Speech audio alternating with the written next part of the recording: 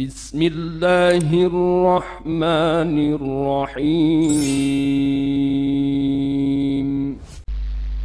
Assalamualaikum warahmatullahi wabarakatuh. Alhamdulillahi rabbil alamin, wassalatu wassalamu ala nabiyina Muhammadin wa ala alihi wa sahbihi ajmain, amma ba'du. Jemaah yang dimuliakan Allah, kita melanjutkan kajian yang kita awali kalau tidak salah hampir 2 bulan yang lalu tentang Sirah Nabawiyah. Bahasan kita masih melanjutkan tentang sejarah masuknya agama Yahudi dan Nasrani di Jazirah Arab dan konflik yang terjadi di antara agama Yahudi dan Nasrani. Pakar sejarah hari ini Dr. Abdul Halim Uwais mengatakan, jika kita membuka lembaran sejarah, hampir semua pergolakan yang terjadi di dunia, khususnya di wilayah kawasan Timur Tengah, itu selalu motifnya agama. Makanya nanti ketika kita akan lanjutkan kisahnya, kita akan tahu kenapa Yahudi itu sampai masuk ke Yaman, dan kenapa nanti Nasrani itu masuk ke Yaman dan masuk ke Jazirah Arab. Itu semuanya berlatar belakang konflik antara dua agama tersebut. Baik jemaah, ini kilas balik yang sudah kita bahas di pertemuan yang lalu tentang Raja Rabi'atu ibn Nasr. Ini Raja Himyar, Raja Yaman, yang dia bermimpi bahwa kerajaannya akan runtuh yang ada di Yaman. Maka kemudian karena saran salah seorang ahli nujum kala itu, dia membagi anak keturunannya supaya kalau nanti Yaman diruntuhkan, diserang oleh satu suku, masih ada anak keturunannya yang berkuasa. Maka dibagi, sebagian tetap tinggal di Yaman, sebagian dikirim ke daerah Irak. Kemudian berlalulah masa Rabi'ah ibn Nasr ini, dia wafat, digantikan oleh anak keturunannya, lanjut ke bawah sampai tibanya kisah Raja Tabban As'ad. Moga masih ada yang ingat ini. Tabban As'ad ini raja besar Yaman, sehingga kemudian suku-suku Yaman ini disebut dengan Tubba. Makanya ada dalam Al-Quran surah Al-Qaf disebut wa qaumu Tubba. Nah, ini kembali kepada Raja Tabban As'ad ini. Raja Tabban As'ad dia hobi berdagang, sampai kita ketahui bersama salah seorang anaknya terbunuh di Madinah. Dia merencanakan penyerangan Madinah, tapi kemudian dinasihat dari pendeta Yahudi. Ingat Pak, ini Pak, yang mana dulu saat itu ya. Nah, kemudian dia bawa ada pendeta Yahudi mampir ke Mekah. Dia buat kiswah untuk Ka'bah. Yang pertama kali membuat kiswah Ka'bah adalah Tabban ini. Dan ketika sampai di Yaman, intinya kisahnya kita ringkas, pendeta Yahudi ini kemudian mengislamkan orang-orang Yaman. Saya katakan mengislamkan karena agama yang murni pada masa itu tentu masih Yahudi, ya. Dan kata Yahudi dan Nasrani ini jemaah, ini kata yang bagus sebenarnya. Kata Yahud itu terambil kata Huda, inna hudna ilaik, kami kembali kepada engkau ya Allah. Yaitu ketika banyak pengikut Nabi Musa yang tentu mengajarkan agama Islam melenceng dari ajaran tauhid, maka beberapa orang-orang Yahudi yang masih murni ajarannya itu menggunakan istilah Yahudi untuk membedakan mereka dengan kaum muslimin yang sudah melenceng di masa Nabi Musa. Tapi kemudian justru orang-orang Yahudi ini yang dikenal sebagai kelompok atau nama bagi mereka yang membangkang dakwah Nabi Shallallahu Alaihi Wasallam dengan alasan mengikuti Nabi Musa, kan begitu, setelah Rasul diutus. Nasrani juga demikian. Kata Nasrani itu disematkan kepada kaum muslimin di masa Nabi Isa, yang mereka tidak ikut-ikutan melenceng dari ajaran Nabi Isa. Ketika sudah mulai mereka menuhankan Isa, mereka bahkan membangkang kepada Nabi Isa, mereka kemudian mengatakan nahnu ansor ilallah, kami adalah penolong-penolongnya agama Allah.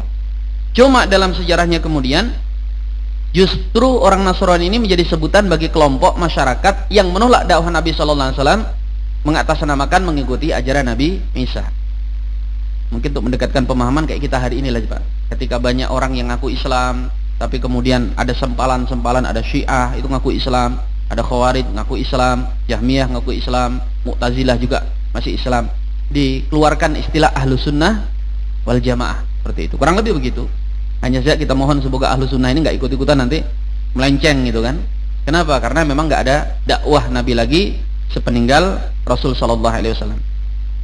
Nah, kemudian Jazirah Arab itu beralih ke agama Yahudi, khusus yang ada di daerah Yaman. Meninggal Tabban As'ad, digantikan oleh anaknya Hasan.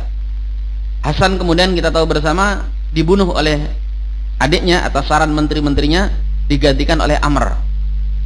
Amr kemudian wafat, terjadi sempat chaos di wilayah Yaman. Kenapa? Karena adiknya Amr itu yang bernama Dzu Nuwas masih kecil, dan kemudian ada beberapa paman-pamannya yang merasa berhak untuk naik ke tampuk kekuasaan. Akhirnya terjadi perebutan kekuasaan, Yaman bergolak. Ada seorang kota Uturuk, rampok sebenarnya, dia penjahat tapi punya pasukan yang namanya Hulai'ah Dzi Sanatir.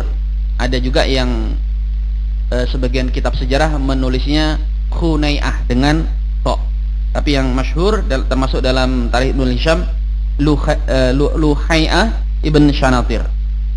Nah, si rampok ini kemudian singkat cerita dia mengkudeta, dia bunuh semua keluarga anak keturunan Tabban As'ad, dan dia naik menjadi penguasa Yaman. Berjalan waktu, jemaah dimuliakan Allah, ini kita cepat saja karena sudah kita bahas. Dzu Nuwas tadi, anak dari Tabban As'ad, adiknya daripada Hasan dan Amr itu, diperlakukan secara keji oleh Dzu Shanatir ini. Dia punya kelainan seksual. Dia menyukai sesama jenis. Dia cari anak-anak muda yang ganteng-ganteng dan kemudian jadi pemuas hawa nafsunya. Nah, termasuk Dzu Nuwas ini memang anak raja, penampilannya bersih, orangnya juga gagah gitu. Kemudian dilecehkan secara seksual. Dipanggil ke istana, kemudian dilecehkan, sampai kemudian Dzu Nuwas ini punya rencana. Dia punya rencana, suatu malam ketika dia diajak tidur oleh Dzu Shanatir ini, dia membawa pisau. Langsung ketika dia akan dilecehkan, dia tikam lehernya dan kemudian dia penggal kepala Dzu Shanatir itu, dan dia bawa lari keluar istana. Maka sejarah menuturkan sempat terjadi kehebohan, pro kontra. Nah, ini bunuh raja kita gitu. Tapi sebagian pembantu-pembantunya yang ada di situ mengatakan bahwa nggak apa-apa sih Dzu Shanatir ini mati karena dia penjahat, ini aslinya dia bukan raja. Dan Dzu Nuwas ini anaknya raja, anaknya Tabban As'ad gitu. Akhirnya kemudian terjadi musyawarah atau pembicaraan, mereka bersepakat mengangkat Dzu Nuwas ini sebagai raja Yaman. Nah, jemaah yang dimuliakan Allah, Dzu Nuwas ini awalnya anak yang baik. Dia dididik tentu dengan didikan ala ayahnya Tabban As'ad yang sangat fanatik kepada agama Yahudi pada masa itu. Tapi kita tahu bersama bahwa Yahudi dengan berjalannya waktu, apalagi masa itu sudah Nabi Isa sudah diutus. Ya, Nabi Isa sudah diutus, bahkan beliau sudah wafat. Dakwah Islam tentunya sudah bergeser dari ala Yahudi kepada ala Nasrani. Nah, Tabban As'ad terpengaruh oleh para penyihir-penyihir yang mulai banyak di daerah Yaman.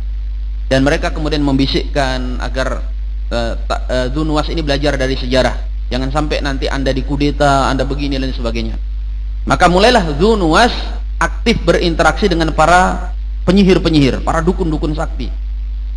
Bahkan dalam beberapa literatur menyebutkan kalau Dzu Nuwas ini, jemaah dimuliakan Allah, mengklaim dirinya sebagai Tuhan. Dia minta untuk disembah. Nah, maka kita lihat Pak, para penguasa-penguasa tiran, penguasa-penguasa jahat itu selalu dekat dengan yang namanya kesyirikan seperti itu, hal-hal klinik gitu kan. Dia punya penyihir yang sangat luar biasa sakti, bahkan untuk menunjukkan bahwa dia ini bukan manusia biasa, dia minta tolong kepada para penyihir-penyihirnya, terutama yang paling senior, untuk menunjukkan hal-hal luar biasa. Beberapa kitab sejarah menuturkan seperti itu. Nah, kita pause sejenak Dzu Nuwas dengan kekuasaannya. Kita sekarang berbicara tentang agama Nasrani, tentu agama yang benar pada masa itu, agama Islam yang dibawa oleh Nabi Isa.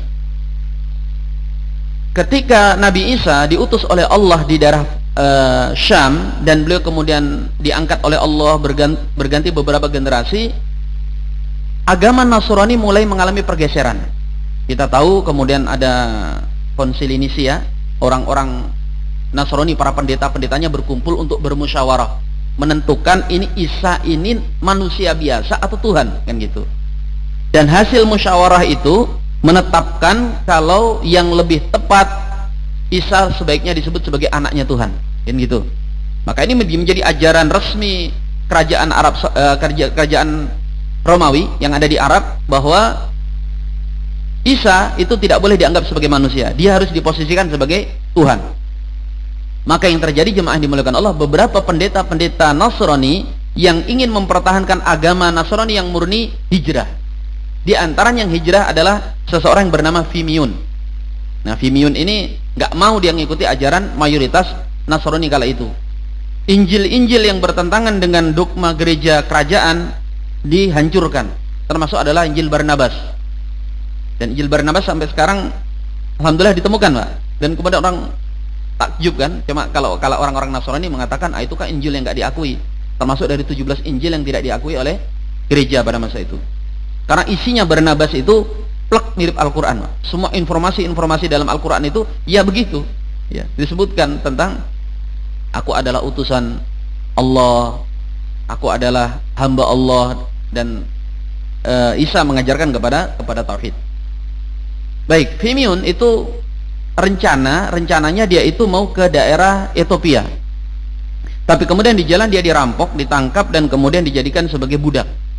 Ini kisahnya panjang, Pak. Kita potong-potong saja karena kita harus sampai ke Abraha ini. Karena kalau enggak lama lagi nanti Nabi Shallallahu Alaihi Wasallam masuk sejarah beliau. Dia ditawan, kemudian dibawa ke pasar budak, lalu diperjualbelikan, dibeli oleh salah seorang penduduk Najran. Najran ini wilayah antara Yaman dengan Arab Saudi. Sekarang kayaknya masuk Arab Saudi, karena tahun 1950 itu perang kan, Yaman sama Arab Saudi memperebutkan Najran ini. Sekarang kayaknya masuk wilayah Saudi karena perbatasan. Dibawa ke Najran. Nah, singkat cerita jemaah, walaupun Fimiun itu sebagai budak, dia diberikan kebebasan oleh tuannya untuk beraktivitas di malam hari. Jadi dia ngomong, wahai tuan, saya akan menjadi budak Anda, bahkan saya akan memberikan pelayanan terbaik yang bisa dilakukan oleh seorang budak, tapi saya minta agar malam hari saya tidak diganggu, yang disuruh-suruh. Tuannya setuju. Nah, jemaah dimuliakan Allah, sebagaimana ciri khas orang-orang soleh di masa Nabi Isa itu punya karomah-karomah yang aneh-aneh lah gitu. Fimiun ini kalau lagi ibadah, lagi dia sholat gitu, di atas kepalanya ada cahaya. Tuannya penasaran, kenapa sih budakku ini kalau sudah malam masuk ke dalam kamarnya kayak nggak keluar gitu, ngapain dia gitu kan. Ya, namanya orang kan kepo kan. Jadi ternyata orang kepo itu sejak dulu ya. Jadi sampean nggak usah merasa pembaharu dalam kepo gitu, sudah ada pendahulu. Nah, makanya dia cari akses untuk nyari informasi. Akhirnya dia berhasil, dia bikin lubang di kamar itu, dan malam hari dia ngintip. Begitu diintip, kaget tuannya, karena ternyata Fimiun yang hanya budak ini bukan manusia biasa. Di atas kepalanya bercahaya sesuatu. Akhirnya keesokan harinya tuannya ini mengatakan, Anda ini siapa wahai Fimiun? Anda ini sebenarnya siapa? Kalau Anda utusan Tuhan, ngomong aja, kami akan sembah Anda, kami akan ikuti Anda. Fimiun kemudian menyampaikan ajaran tauhid, ajaran yang diajarkan oleh Nabi Isa, bahwa dia adalah hamba Allah, dia ibadah begini. Dan kemudian singkat cerita juga, Fimiun berencanakan mengislamkan atau menyampaikan dakwah di daerah Najran. Kata tuannya, saya setuju. Kalau Anda mau, saya akan fasilitasi. Kisahnya panjang, Pak, sampai kemudian ada sempat mereka adu kesaktian dan sebagainya. Intinya kemudian wilayah Najran mereka berbondong-bondong masuk ke dalam agama Islam, tentu dengan milah ajaran Nabi Isa alaihissalam yang masih murni ya. Ini berbeda dengan Romawi kala itu sudah kacau sudah, termasuk Ethiopia, Mesir dan sebagainya. Agama Nasrani sudah ala gereja negara pada masa itu. Nah, jemaah ini dimuliakan Allah, wafat Fimiun, kemudian nanti ada pendeta Arab sudah. Kalau Fimiun ini bukan orang Arab, dia dari daerah Romawi. Ada pendeta Arab Nasrani yang bernama Abdullah ibn Samir, pakai sa, Abdullah ibn Samir, bukan pakai sin. Abdullah ibn Samir. Abdullah bin Samir ini pendeta Nasrani yang juga dikenal dengan karomah-karomahnya yang sangat banyak. Nah, ketika Abdullah bin Samir ini hidup, jemaah dimuliakan Allah, masuk zamannya Dzunwas tadi itu. Jadi Fimiun ini bisa jadi dia zamannya jauh sebelum Dzunwas gitu ya. Nah, ini setelah lintas generasi ada pendeta yang namanya Abdullah ibn Samir. Kita sekarang kembali ke Dzunwas.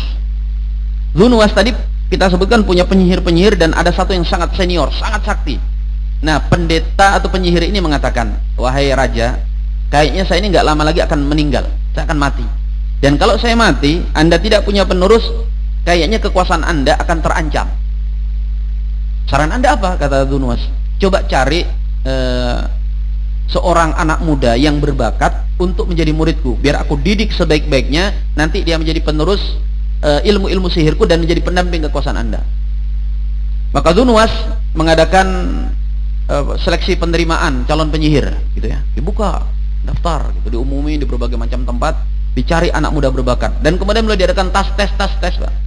Dan ini seleksi terketat, karena dari sekian banyak anak muda yang daftar, yang diterima bukan 10, bukan 20, 1 orang. Dari hasil seleksi itu terpilihlah seorang anak muda yang nanti namanya diabadikan dalam hadis, bukan nama dia, tapi dengan istilah hadisu gulam, ya. Penuturan Nabi tentang hadis anak, itu hadis anak, walaupun bukan anak ini, tapi dia salah satu aktor pemain di kisah hadis riwayat Bukhari tersebut. Ini riwayatnya sahih. Maka anak muda yang diterima, mulailah dia diangkat menjadi murid daripada penyihir seniornya Dunwas. Jemaah yang dimuliakan Allah, anak muda ini awalnya tidak punya masalah. Dia berangkat dari rumahnya, dia berangkat ke istana, dia berguru kepada penyihir ini, terus seperti itu. Bahkan dia sempat tinggal di istana. Kemudian penyihir ngomong kepada Dunwas, anak ini kemampuannya luar biasa, tapi kalau dia belajar di istana, kayaknya nanti akan terhambat pertumbuhan pemahaman dia kepada sihir. Kebayang Pak ya, belajar sihir aja kalau di tempat fasilitas itu agak susah masuknya, apalagi belajar agama gitu kan, tinggal di istana itu susah gitu. Kenapa? Karena kemewahan. Kata si penyihir ini, dia harus berada di tempat yang sederhana, ya, tempat yang untuk latihan lah intinya, untuk melahirkan jiwa kesungguhannya, jiwa perjuangannya. Maka kata raja, terserah Anda pilihlah spot sendiri yang mana gitu. Anda cari ada area mana, nanti saya beli atau saya jadikan sebagai tempat khusus untuk Anda. Akhirnya si penyihir ini milih gua, cari tempat mungkin, di gua ini cocok nih untuk melahirkan penyihir besar sepanjang sejarah gitu kan, sejarah Yaman. Maka jemaah yang dimuliakan Allah, sekarang spotnya beda jalannya. Kalau tadi orang ini, anak muda ini dari rumahnya ke istana atau bahkan tinggal di istana, sekarang dia dari rumahnya menuju gua, yang itu melewati daerah Najran, yang ada Abdullah ibn Samirnya tadi itu. Nah jemaah yang dimuliakan Allah, kisah singkatnya, dalam perjalanannya anak muda ini mendengar lantunan sesuatu yang dia tidak pernah mendengar sebelumnya, dan itu adalah Injil yang dibaca oleh Abdullah ibn Samir. Maka dia dengar, dia penasaran jemaah, sampai kemudian dia berhasil menjalin komunikasi dengan Abdullah ibn Samir, dan kemudian dia tertarik kepada ajaran Islam. Diajarilah dia ajaran Islam, sekali lagi dengan ajaran Nabi Isa. Ajaran Nabi Muhammad kemana? Ya belum ada, Rasul belum diutus. Ini kisah ini tahun sekitar 520-an, 500 bisa ke atas, nggak bisa ke bawah. Rasul kan masih 100 tahun setelah peristiwa itu. Jemaah yang dimuliakan Allah, akhirnya dia mulai belajar ajaran Islam, Injil, sekaligus belajar ilmu sihir. Jadi belajar dua sisi yang berlawanan, Pak. Di saat yang sama dia itu sudah sangat ampuh ilmu sihirnya, di sisi yang lain pemahamannya tentang ajaran Islam juga sudah mendalam. Dalam riwayat Bukhari dituturkan bahwa sampai terjadi sebuah peristiwa, anak muda ini masih galau-galau, Pak. Dia mau ikut yang mana karena dua-duanya dominan.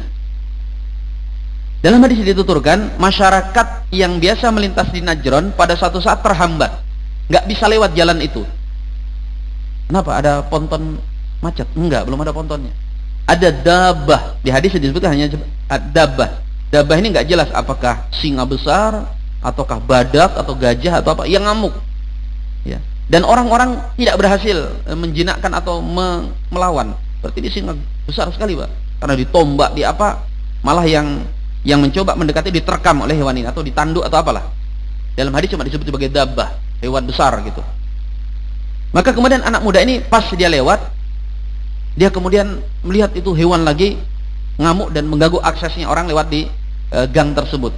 Maka dia berdoa, mohon, ya Allah, jika ajaran Abdullah ibn Samir yang benar daripada ajaran penyihir itu, maka matikanlah hewan tersebut. Maka dia mengambil batu, dilempar batu, dia mengatakan Bismillah, dilempar, dan dabah itu dilempar langsung mati seketika. Ya. Riwayatnya mak begitu gitu ya. Apakah kena matanya, kena congornya, atau kena apa nggak jelas, tapi yang jelas kena langsung mati tuh hewan. Maka orang-orang takjub. Mereka mengatakan, luar biasa Anda ini. Ternyata ilmu sihir penyihirnya Dunuwas sudah menurun kepada Anda. Karena yang mungkin pakai ngelempar cuma batu kecil atau apa gitu. Maka kata anak muda ini, bukan. Sungguh yang hebat ini bukanlah ajaran daripada penyihir Dunuwas. Ini adalah ajaran Abdullah ibn Samir. Maka mereka penasaran, siapa Abdullah bin Samir? Gitu. Nah, mulailah kemudian anak muda ini mendakwahkan dakwah Islam. Dan jemaah yang dimuliakan Allah, kita tahu bahwa mukjizat Nabi Isa itu diantaranya adalah bisa menyembuhkan orang sakit. Maka umat-umat beliau itu yang soleh-soleh rata-rata begitu tuh, punya kemampuan menyembuhkan. Ya. Makanya saya ingat dulu waktu awal-awal di Bontang ini sama teman-teman sering meruqyah. Sering meruqyah, aktivitas banyak ruqyah. Kadang kita tengah malam dipanggil meruqyah orang gitu. Kami ditegur sama guru kami, Syekh di Mesir itu. Telepon. Kalimatnya lucu lagi gurunya. Assalamualaikum, waalaikumsalam. Kamu pengikut Nabi Muhammad atau Nabi Isa? Kan kalau ditanya kayak gitu nggak bisa jawab Pak kita. Ya sebenarnya enak aja jawabannya, Nabi Muhammad. Tapi kok sampai ditanya begitu gitu ya.